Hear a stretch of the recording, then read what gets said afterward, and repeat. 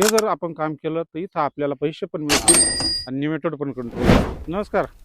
डाळिंबामध्ये 30 ते 40% नुकसान करणारा एक अज्ञात शत्रू कोण आहे माहिती आहे का? तो निमेटोड आहे.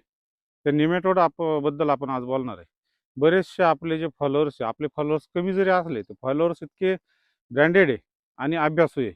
त्यांनी निमेटोडबद्दल सर एक व्हिडिओ चांगल्या क्वालिटीचा बनवा असं सांगितलं. तर आपण एक निमेटोडवर अभ्यास करून एक निमेटोडवर आपल्याला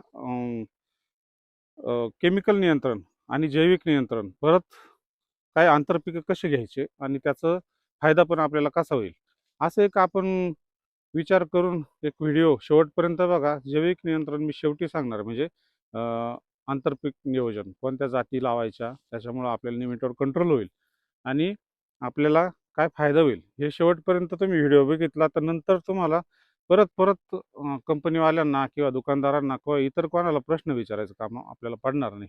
ही गोष्ट लक्षात ठेवा. तर पहिलं आपण केमिकल नियंत्रणाचं पाहू. निमेटोडचा नियंत्रण हे बायरचं व्हॅल्यूम प्राईम हे औषध आहे.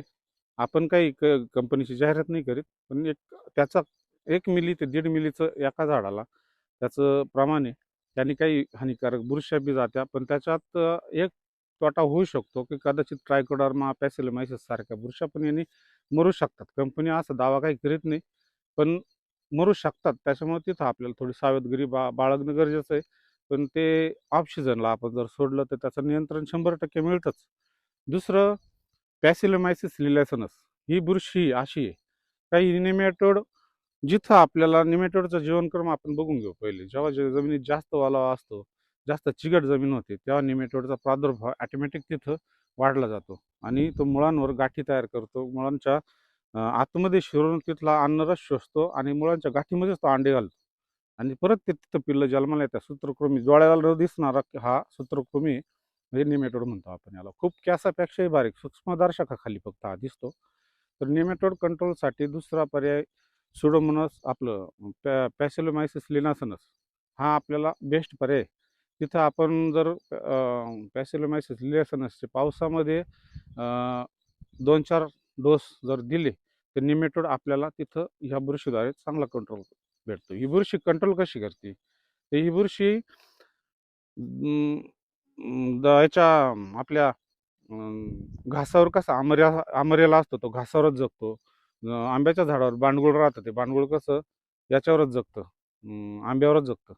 तसं ही बुरशी फक्त निमेटोडवर जगते आणि निमेटोड बागेतला गेला की ही सुप्त अवस्थेत निघून जाते. ही बुरशी काम कसं करते? ती असे फासे घालून ठेवते. निमेटोड त्याच्यामधून एंटर झाला का ते फासा आवळते, निमेटोडचा अन्नरस शोषून घेते आणि निमेटोडवरून आपल्याला तिथं नियंत्रण मिळून देते. ही बुरशीचा चांगला क्वालिटीची बुरशी जर आपण इथं वापरली तर आपल्याला निमेटोडचा 100% कंट्रोल इथं भेटतो.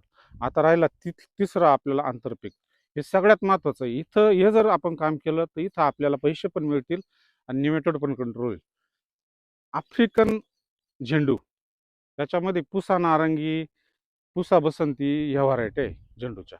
ह्या व्हरायट्या निमेटोड कंट्रोलसाठी अतिशय बेस्ट आहे. ह्या व्हरायट्या जर तुम्ही बागेमध्ये आंतरपीक दोन्ही झाडाच्या मध्ये 2 झाडं पावसाळ्यामध्ये लावले तर आपल्याला पावसाळ्यामध्ये हिशोब करून लावा. दसरा, दिवाळी ह्या काळात हे गणपती ह्या काळात हे फुलं आली पाहिजे आणि या फुलांची विक्री करून पण आपल्याला पैसे पण मिळतील. आपला झेंडू आपला निमेटोड कंट्रोल पण मिळेल.